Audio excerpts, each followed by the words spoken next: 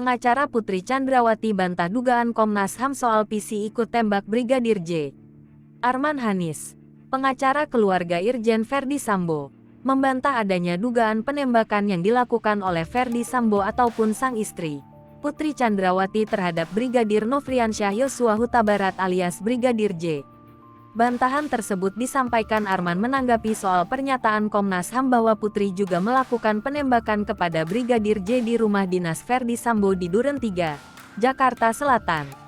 Arman menegaskan bahwa terpampang jelas dalam rekonstruksi pembunuhan Brigadir J bahwa Verdi Sambo dan Putri Chandrawati tak melakukan penembakan. Selain itu, keterangan tersangka dan alat bukti yang ada juga tidak menyebut Putri Chandrawati ikut menembak Brigadir J. Meskipun berdasarkan video animasi resmi Polri, Sambo ditampilkan menembak Brigadir J usai Barada Richard Eliezer alias Baradae. Komnas HAM sebut Putri terlibat.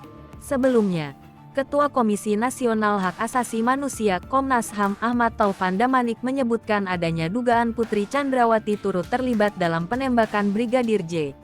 Untuk itu, Taufan meminta penyidik Polri untuk terus mendalami dugaan keterlibatan pihak lain yang turut menembak Brigadir J. Taufan menduga ada penembak lain yang juga berada di lokasi saat kejadian penembakan Brigadir J. Taufan berharap penyidik dapat segera menangani kasus ini, sehingga seluruh rangkaian peristiwa kasus pembunuhan ini dapat segera terungkap dan tidak terpaku hanya kepada keterangan saksi. Dugaan ini, kata Taufan, mengacu sejumlah bukti dari otopsi ulang maupun uji balistik. Bukti-bukti itu menegaskan tidak hanya satu peluru yang mengenai tubuh Brigadir J.